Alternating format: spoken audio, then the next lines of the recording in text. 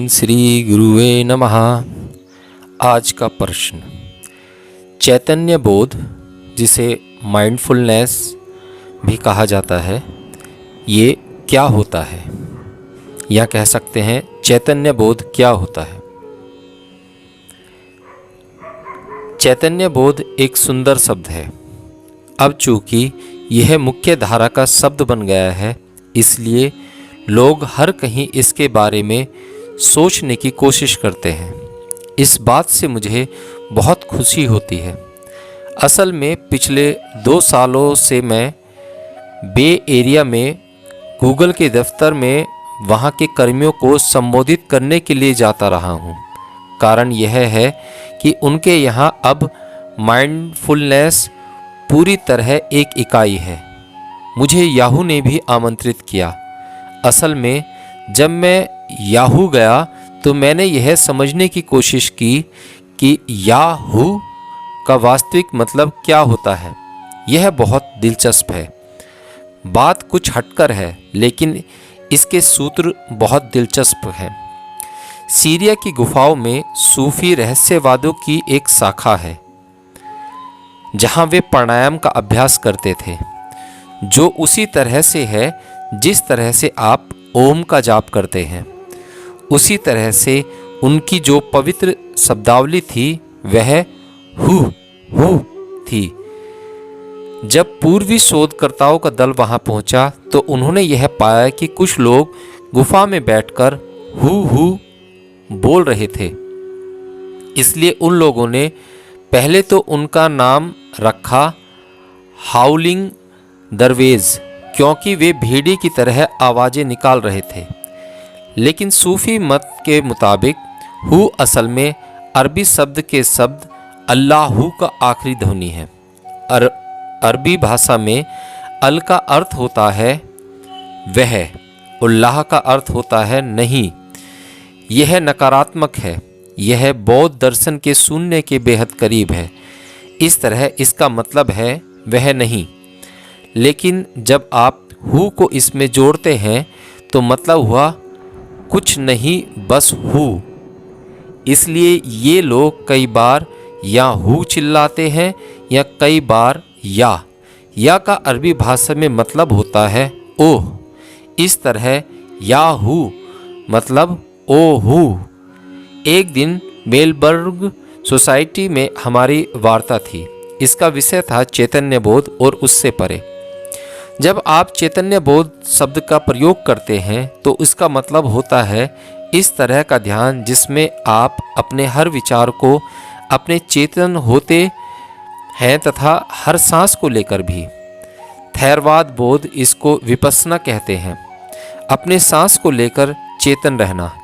जन्म से लेकर मृत्यु तक सांस रहती है, लेकिन हम उसकी तरफ बिल्कुल ध्यान नहीं देते। फिर भी यह हमारे जीवन के लिए महत्वपूर्ण है। आप भोजन पानी के बिना कुछ समय तक तो रह सकते हैं, लेकिन बिना सांस के आधे घंटे भी नहीं रह सकते। जैसे ही आप अपनी सांसों की तरफ ध्यान देना शुरू करते हैं, उसी समय से आप चेतन हो जाते हैं। सांस लेने और छोड़ने के दौरान आपका चैतन्य बोध पूरी तरह सांस के साथ जुड़ जाता है। यह एक तरह का चैतन्य बोध है। अन्य तरह का चैतन्य बोध यह है कि आंतरिक तौर पर चेतन होकर हम आध्यात्मिक तौर पर आगे की तरफ बढ़े। चैतन्य बोध का मतलब यह है कि बाहर की दुनिया को लेकर चेतन होना। हम जो बोलते हैं, जो कहते हैं, हम जिस तरह लोगों के साथ बर्ताव करते हैं। मैं बैठकर तो शांति की बातें करूं, घर जाकर पत्नी के साथ दुर्व्यवहार करूं। इसका क्या मतलब हुआ? इसका मतलब यह है कि मैं चेतन नहीं हूं। अगर कोई अंदर से चेतन होता है तो वह बाहर दिखाई देता है। या अगर आप बाहर चेतन बोध को विकसित करना आरंभ करते हैं तो आप अपने अंदर भी चैतन्य बोध को विकसित कर लेते हैं। इसलिए सभी बड़े गुरुओं का यही कहना है कि कुछ नियम और कानून होते हैं जिनका पालन करना चाहिए। आइए बाहरी चैतन्य बोध की बात करते हैं। आप जानते हैं ना कि किस तरह शब्दों के माध्यम से हम समस्याएं खड़ी कर लेते हैं। इसलिए जो आप कहते हैं उसको लेकर सजग या सचेत रहिए, बहुत सावधान रहिए।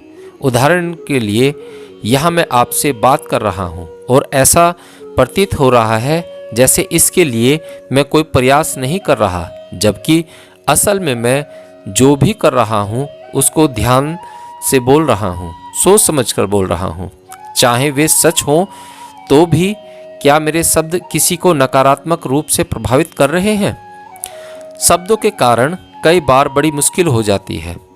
कभी आप किसी को मारते हैं, किसी को थप्पड़ मार देते हैं तो वह 2-1 दिन में भूल जाता है, लेकिन अगर आप किसी इंसान के लिए अपशब्द का प्रयोग करते हैं तो हो सकता है कि वह आदमी इस बात को जीवन भर न भूले। इसलिए जब आप बोलते हैं तो ध्यान से बोलिए। यह आपके आध्यात्मिक जीवन के लिए बहुत ज़रूरी होता है। ऐसा नहीं है कि आप बैठ गए और ध्यान लगाने लग गए। अगर हम चैतन्य बोध के इन 3 सिद्धांतों का पालन करें तो आंतरिक समस्याओं से संबंधित 80% समस्या से बचा जा सकता है। 1. बोलने से पहले हम लोगों को यह सोचना चाहिए, मैं बोलने क्या जा रहा हूँ या रही हूँ। हमें रुककर एक पल यह सोच लेना चाहिए कि मैं बोलने क्या जा रहा हूँ। 2. मैं किसी से कहने जा रहा हूँ। कई बार यह होता है कि मैं जो कहने वाला हूँ वह बात तो ठीक है, लेकिन मैं जिस आदमी से कहने जा रहा हूँ वह हो सकता है उसके लिए उपयुक्त व्यक्ति ना हो। उदाहरण के लिए किसी ऐसे आदमी से मिलना कि जो यह मानता हो कि फला फला आदमी पैगंबर थे और उससे कहें नहीं नहीं एक और पैगंबर हुए। हो सकता है कि यह सही हो, लेकिन मैं यह बात उस आदमी से नहीं कह सकता ना। इससे तत्काल परेशानी खड़ी हो सकती है। तो पहली बात यह है कि मैं कहने क्या जा रहा हूँ, और दूसरी बात कि मैं यह बात किससे कहने के लिए जा रहा हूँ। तीसरी, जो बात आप कहने जा रहे हैं क्या उसे कहने का यह सही समय है? हो सकता है कि आप सच बयान कर रहे हो सकता है कि आप सही व्यक्ति से यह बात कह रहे हो, लेकिन क्या पता वह आदमी घर से झगड़ा करके आया हो और आप उससे यह बात कहें। हो सकता है कि जब उस व्यक्ति की प्रतिक्रिया अलग तरह की हो। इसलिए हम हमेशा 100% सही नहीं होते, लेकिन जहाँ तक हो सके अगर हम इस बात का ध्यान रखें और अंदरूनी तौर पर चेतन होकर बात करें तो बहुत सी समस्याओं से बचा जा सकता है। मैं जानता हूँ कि आप यह कह सकते हैं, कौन परवाह करता है, अपना अपना जीवन जिएं। लेकिन हम एक बार फिर घूम फिर कर वहीं आ जाते हैं कि अब क्या। मुझे ऐसा नहीं लगता है कि यह संभव है कि बदलाव किए जाएं। अतीत में जो हुआ हो उसको भूल जाएं और केवल वर्तमान को देखें ताकि भविष्य बेहतर हो सके। एक आंतरिक चैतन्य बोध होता है और एक बाहरी, और दोनों को मिलाने से ही चैतन्य बोध जीवन जिया जा सकता है। कोई चेतन व्यक्ति आमतौर पर विनम्र इंसान होता है क्योंकि उसका दिमाग स्थिर होता है। आप ऐसे व्यक्ति को गुस्सा भी नहीं दिला सकते। यह संभव नहीं है क्योंकि वह व्यक्ति यह देखता है कि दूसरा व्यक्ति उससे भिन्न नहीं है। वह व्यक्ति यह समझता है कि वास्तव में केवल एक ही होता है। फिर हम अपने और दूसरों के बीच फर्क क्यों देखते हैं? क्या हमारा दिमाग बटा हुआ होता है? इसमें संघर्ष होता है, भ्रम होता है।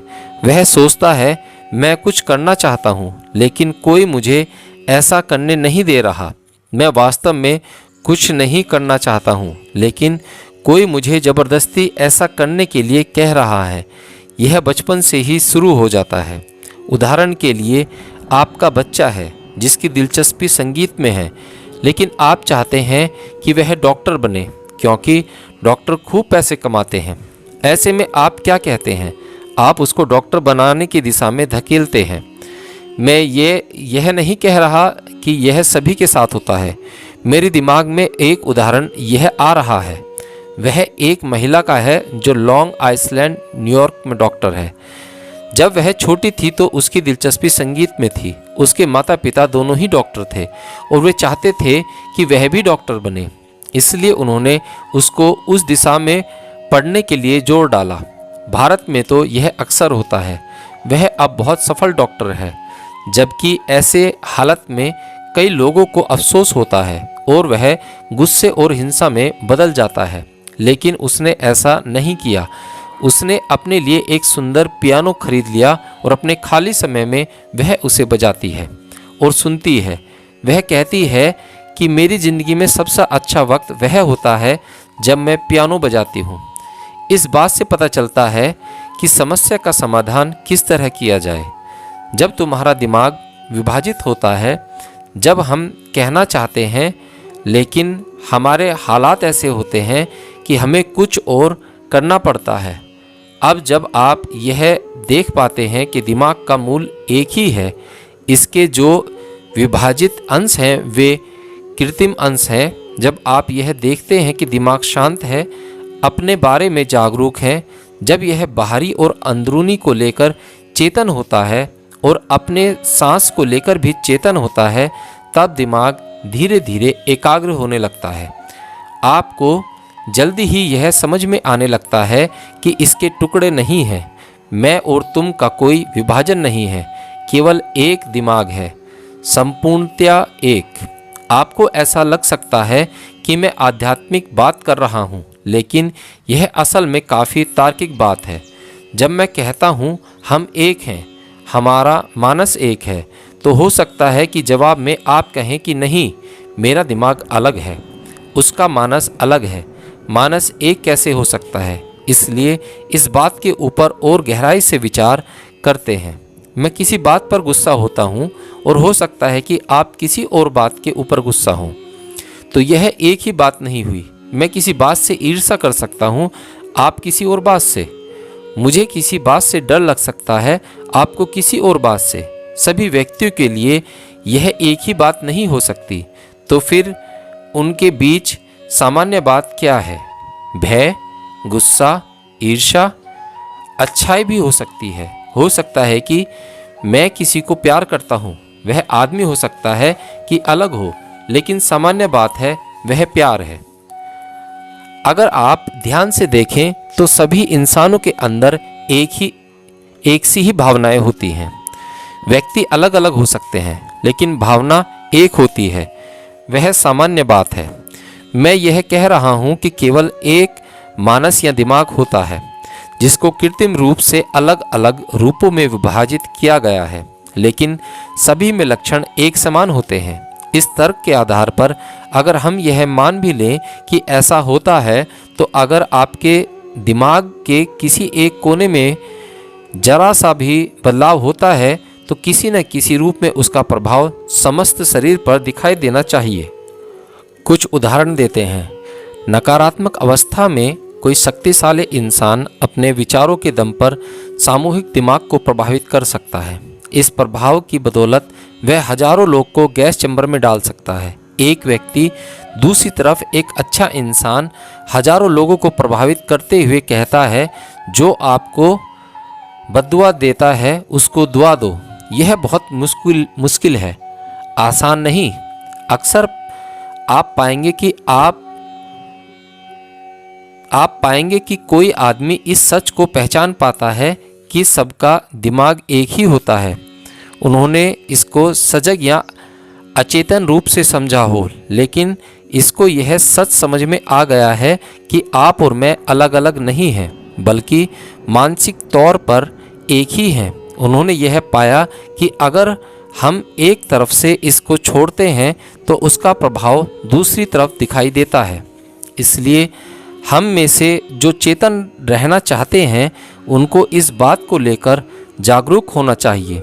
इसके अलावा अगर आप यह चाहते हैं कि यह दुनिया एक सुंदर जगह बन जाए, तो आप चाहें जितना सुधार कर लीजिए, लेकिन अगर आप अपने दिल में बदलाव नहीं लाते, अगर आप अपनी आंतरिक प्रकृति को लेकर चेतन नहीं होते हैं और इस बात को नहीं समझते हैं कि हम सबके बीच मानसिक समान तत्व है, तो आप बाहर से आप चाहे कितना सुधार कर ले, हिंसा और युद्ध की समस्या से निजात नहीं मिल सकती है।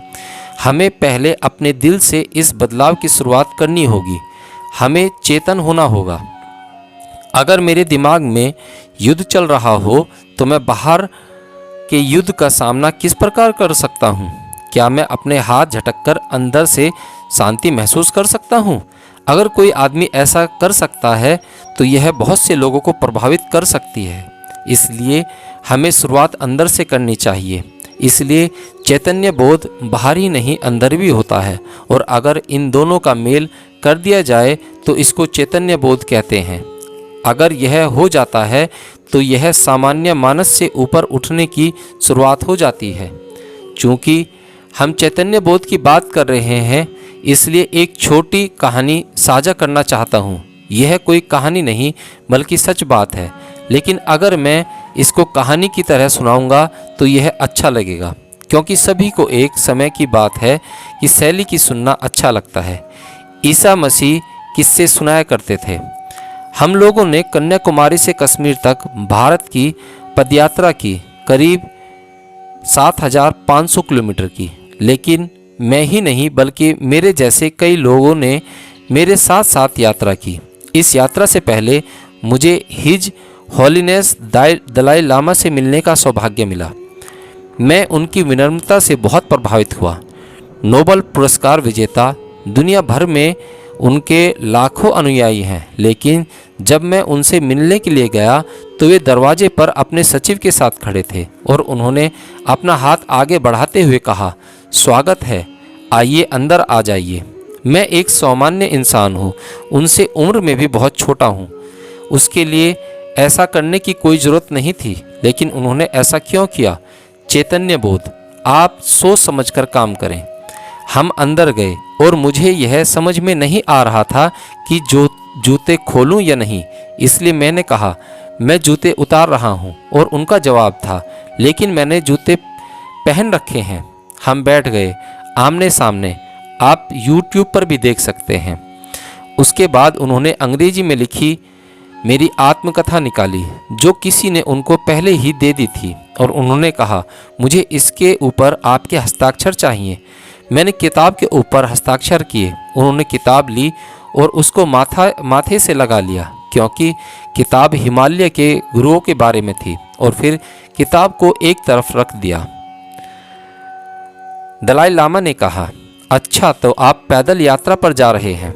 मैंने कहा, हाँ। उन्होंने पूछा, लेकिन क्यों? यात्रा जब समाप्त होगी तब तक आप बहुत थक जाएंगे। तब मैंने जवाब दिया, लेकिन मुझे लगता है कि मुझे यात्रा पर जाना चाहिए। इसके पीछे मेरा एक मकसद है। हाँ हाँ, मुझे पता है, उन्होंने कहा।